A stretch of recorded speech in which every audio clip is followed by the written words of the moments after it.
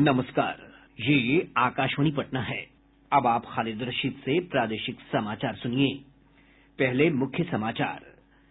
प्रदेश में पड़ रही है कड़ाके की सर्दी। मौसम विभाग ने पटना, गया, दरभंगा, भागलपुर समेत 12 जिलों के लिए जारी किया कोल्ड डे का अलर्ट। केंद्र सरकार ने कोविड-19 महामारी पर नियंत्रण को लेकर जारी किया नया दिशा निर्देश। अब पूरी क्षमता के साथ चल सकेंगे सिनेमा हॉल। देश भर में अब तक 23 लाख से अधिक लोगों का कोविड टीकाकरण किया गया। और प्रदेश में कोविड-19 से स्वस्थ होने वालों की संख्या 2,57,000 से अधिक हुई। सक्रिय मामलों में लगातार आ रही है कमी। बुलेटिन की शुरुआत इस संकल्प के साथ। कोविड-19 महामारी के खिलाफ देश एकजुट होकर लड़ रहा है। आप भी हमारे साथ सुरक्षा और बचाव के 3 आसान एहतियाती उपायों का संकल्प लें। कोविड-19 से बचाव और सुरक्षित रहने के 3 उपाय। मास्क लगाएं, 2 गज दूरी है जरूरी, सुरक्षित दूरी रखें, हाथ और मुंह साफ रखें। अब समाचार विस्तार से। राजधानी पटना समेत प्रदेश के अधिकांश हिस्सों में कड़ाके की ठंड पड़ रही है। शीतलहर से जनजीवन प्रभावित है। मौसम विभाग ने भीषण ठंड को देखते हुए पटना, भागलपुर, मुजफ्फरपुर, गया, दरभंगा, सुपौल समेत 12 जिलों में कोल्ड डे का अलर्ट जारी किया है। विभाग के अनुसार मौसम में बदलाव उत्तर पश्चिम से आने वाली सर्द हवाओं की वजह से हुआ है। देश के उत्तरी हिस्सों में हो रही बर्फबारी के कारण दिन के तापमान में कमी आ रही है। आकाश की ऊपरी परत पर बादलों के छाये रहने के कारण दिन में धूप भी कम निकल रही है। मौसम विभाग के अनुसार अगले 2-3 दिनों तक भीषण ठंड से राहत की कोई उम्मीद नहीं है। अनेक शहरों का पारा सामान्य से 6 डिग्री तक नीचे चला गया है।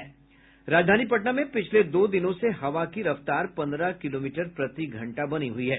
इस कारण ठंड बढ़ गई है। कल पटना और गया प्रदेश का सबसे ठंडा स्थान रहा, जहां का अधिकतम और न्यूनतम तापमान एक समान रहा। पटना और गया का अधिकतम तापमान 18.8 और न्यूनतम तापमान 5.5 डिग्री सेल्सियस रिकॉर्ड किया गया। मौसम विभाग के अनुसार झारखंड के आसपास समुद्री तल से 1.5 किलोमीटर ऊपर चक्रवात का क्षेत्र बना हुआ है। इस कारण राज्य भर में घने कोहरे की स्थिति बने रहने की संभावना है। घने कोहरे के कारण रेल, हवाई और सड़क यातायात प्रभावित हो रहा है।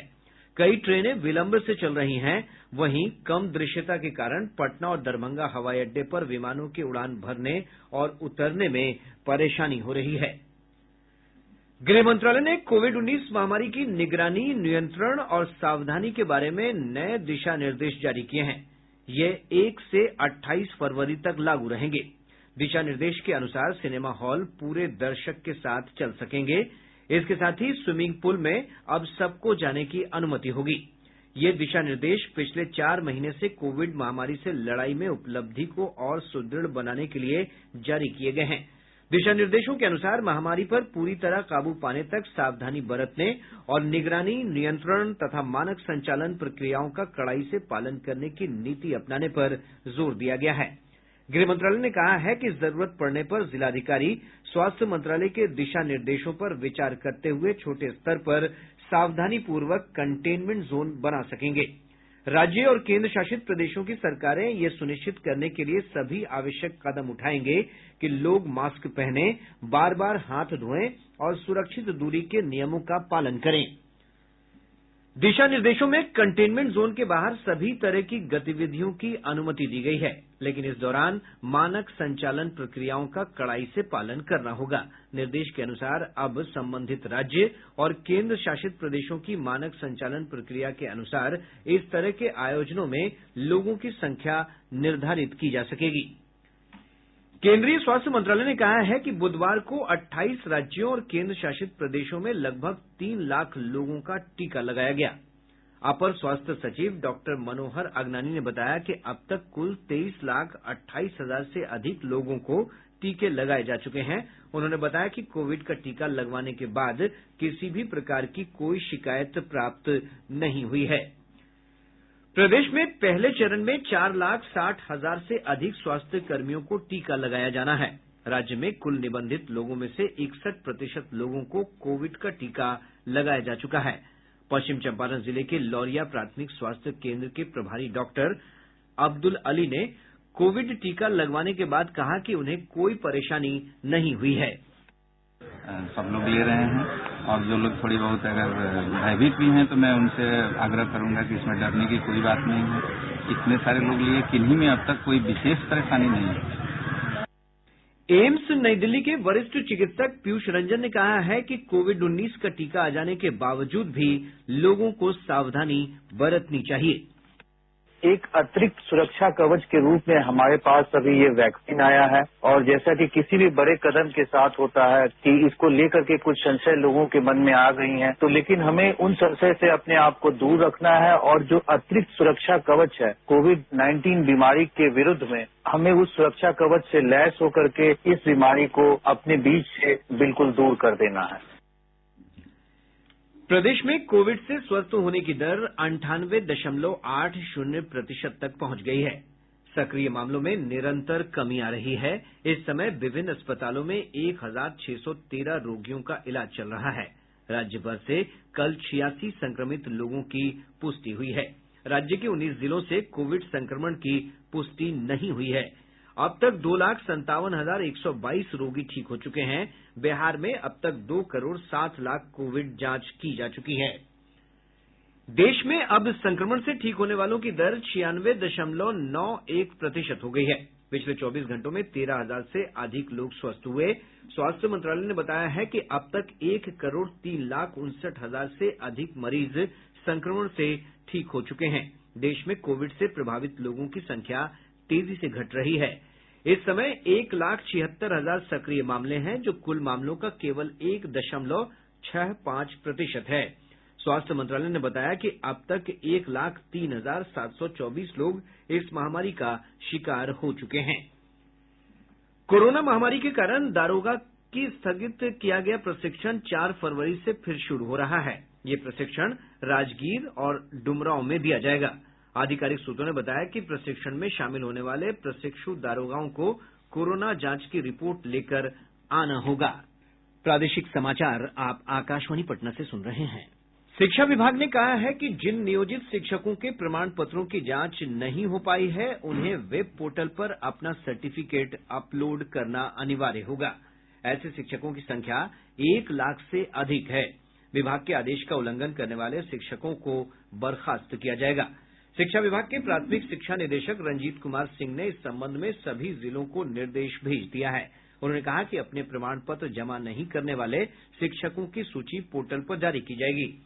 इन शिक्षकों को विभाग द्वारा तय समय सीमा के अंदर सभी आवश्यक प्रमाण पत्र और नियोजन पत्र को पोर्टल पर अपलोड करना होगा। उन्होंने कहा कि विभाग इसके लिए पोर्टल तैयार कर रहा है और प्रमाण पत्र अपलोड करने की तारीख भी शीघ्र घोषित की जाएगी। राज्य सरकार ने 50 वर्ष से अधिक आयु के सरकारी सेवकों की कार्यक्षमताओं की समीक्षा के लिए गृह विभाग के तहत समिति का गठन किया है। ये समिति अक्षम कर्मचारियों की अनिवार्य सेवानिवृत्ति की अनुशंसा नियुक्ति प्राधिकार से कर सकती है। इस संबंध में राज्य सरकार ने आदेश जारी कर दिया है। समूह का के सरकारी सेवकों के कार्यकलापों की समीक्षा के लिए गृह विभाग के अपर मुख्य सचिव, जबकि समूह खा गा और अवर्गीकृत श्रेणी के सरकारी सेवकों के कार्यकलापों की समीक्षा के लिए गृह विभाग के सचिव की अध्यक्षता में समिति गठित की गई है। प्रधानमंत्री नरेंद्र मोदी रविवार 31 जनवरी को दिन के 11 बजे आकाशवाणी से मन की बात कार्यक्रम में देश और विदेश में लोगों के साथ अपने विचार साझा करेंगे। यह मासिक रेडियो कार्यक्रम की 73वीं कड़ी होगी। पथ निर्माण विभाग ने बनने वाले 120 बाईपास के लिए गाइडलाइन जारी कर दिया है। इन बाईपास का निर्माण 2024 तक कर लिया जाएगा। विभाग ने इसके लिए डीपीआर निर्माण की मंजूरी बिहार राज्य निर्माण निगम को दे दी है। राज्य सरकार विकास कार्यों में तेजी लाने के लिए विभिन्न विभागों में नियुक्ति की प्रक्रिया तेज कर रही है। भवन निर्माण विभाग उद्यान प्रमंडल पटना में 1000 माली की नियुक्ति प्रक्रिया शुरू कर रहा है। इधर सरकार ने सभी प्रखंडों में एक हेल्प डेस्क और हर जिले में एक सामाजिक सुरक्षा कोषांग गठित करने का निर्णय लिया है। इनके लिए करीब 600 डाटा ऑपरेटर और कार्यालय सहायकों की नियुक्ति संविदा पर की जाएगी। डाक विभाग प्रदेश के चिन्हित डाकघरों में आज से मिथिला के प्रसिद्ध मखान के विभिन्न व्यंजनों की बिक्री शुरू करेगा। पूर्वी क्षेत्र बिहार के post master general Anil Kumar ने यह जानकारी दी है। उन्होंने बताया कि मखान खीर, मखान लावा, मखान मिल्क शेक, फूल मखान और मखान मिनी मंच समेत 25 से 30 प्रकार के व्यंजनों की बिक्री होगी। श्री कुमार ने बताया कि पहले चरण में इसकी शुरूआत पटना जीपीओ से होगी और इसके बाद बहुत जल्द अन्य डाकघरों में भी ये व्यवस्था शुरू की जाएगी। परिवहन विभाग ने कहा है कि मार्च तक सभी पब्लिक ट्रांसपोर्ट में ट्रैकिंग सिस्टम लगाए जाएंगे। केंद्रीय सड़क परिवहन और राजमार्ग मंत्रालय के निर्देश पर राज्य सरकार ने यह आदेश जारी किया है। ट्रैकिंग सिस्टम स्कूली वाहनों में भी लगाना अनिवार्य होगा। विभाग इसके लिए एक निगरानी कोषांग का गठन करेगा।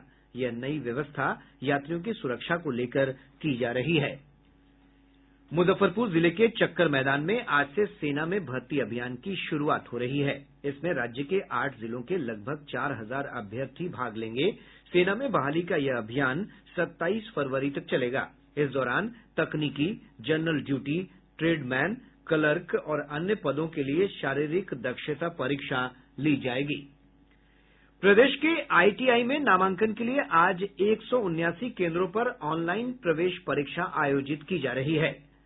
प्रदेश के 9 जिलों भोजपुर, पश्चिम चंपारण, दरभंगा, कटिहार, मधुबनी, मुजफ्फरपुर, पटना, समस्तीपुर और शिवहर में 8 फरवरी से मिशन इंद्रधनुष के तहत टीकाकरण अभियान शुरू होगा। राज्य स्वास्थ्य समिति के कार्यपालक निदेशक मनोज कुमार ने बताया कि इस संबंध में जिलाधिकारियों को निर्देश भेज दिए गए हैं। शिक्षा मंत्री अशोक चौधरी ने कहा है कि सरकार प्रदेश में गुणवत्तापूर्ण शिक्षा के लिए हर संभव प्रयास कर रही है। उन्होंने कहा कि इसके लिए शिक्षा के बजटीय प्रावधान में राशि बढ़ाई जा रही है। अब पटना से प्रकाशित प्रमुख समाचार पत्रों की सुर्खियां। आज के सभी समाचार पत्रों ने लाल किले पर उपद्रव की घटना को अपनी सुर्खी बनाया है और इन खबरों को सचित्र प्रकाशित किया है। हिन्दुस्तान ने किसान आंदोलन की खबर को सुर्खी बनाते हुए लिखा है, किसानों का संसद मार्च रद्द पर जारी रहेगा आंदोलन। इसी अखबार ने गणतंत्र दिवस के मौके पर राज्यपाल फागू चौहान के संबोधन को प्रमुखता से प्रकाशित करते हुए शीर्षक लिखा है, कानून का राज कायम रखना सरकार की सर्वोच्च प्राथमिकता। दैनिक जागरण ने कोविड टीकाकरण से जुड़ी खबर का शीर्षक बनाया है, आज से हर पीएचसी पर टीकाकरण, फ्रंटलाइन वर्करों को 10 के बाद। दैनिक भास्कर ने पटना स्थित मोइनुलहक स्टेडियम के कायाकल्प की योजना से जुड़ी खबर को सचित्र प्रकाशित करते हुए लिखा है, मोइनुलहक स्टेडियम इंटरनेशनल टूर्नामेंट लायक बनेगा, 400 करोड़ रुपए की लागत से होगा डेवलप। इसी अखबार की एक अन्य सुर्खी है, 15 फरवरी के बाद कोविड टीकाकरण के लिए आम लोग भी करा सकेंगे निबंधन। प्रभात खबर ने अपनी खास खबर का शीर्षक बनाया है, खुले में सिगरेट पीने पर अब लगेगा 2000 रुपए का जुर्माना। और अंत में मुख्य समाचार एक बार फिर। प्रदेश में पड़ रही है कड़ाके की सर्दी। मौसम विभाग ने पटना, गया, दरभंगा, भागलपुर समेत 12 जिलों के लिए जारी किया कोल्ड डे का अलर्ट। केंद्र सरकार ने कोविड-19 महामारी पर नियंत्रण को लेकर जारी किया नया दिशा निर्देश। अब पूरी क्षमता के साथ चल सकेंगे सिनेमा हॉल। देश भर में अब तक 23 लाख से अधिक लोगों का कोविड टीकाकरण किया गया। और प्रदेश में कोविड-19 से स्वस्थ होने वालों की संख्या 2,57,000 से अधिक हुई। सक्रिय मामलों में लगातार आ रही है कमी। इसके साथ ही आकाशवाणी पटना से प्रसारित प्रादेशिक समाचार का ये अंक समाप्त हुआ। कोविड-19 से बचाव और सुरक्षित रहने के 3 उपाय। मास्क लगाएं, 2 गज दूरी है जरूरी, सुरक्षित दूरी रखें, हाथ और मुंह साफ रखें।